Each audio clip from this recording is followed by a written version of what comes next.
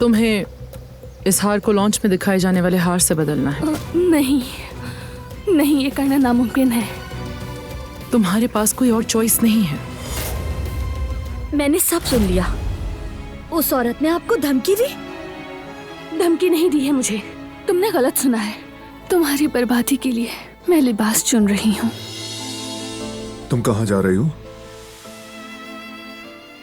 Launch event के लिए तैयार हो रही हूँ। मुझे नहीं लगता कि तुम इनवाइटेड हो। मगर कोई अगर मगर नहीं, तुम नहीं आओगी। वो आप दोनों को दूर करना चाहती है। मजीद इस मोहब्बत को टूट जाने, खत्म हो जाने या मिटने हरगिज नहीं दूंगी।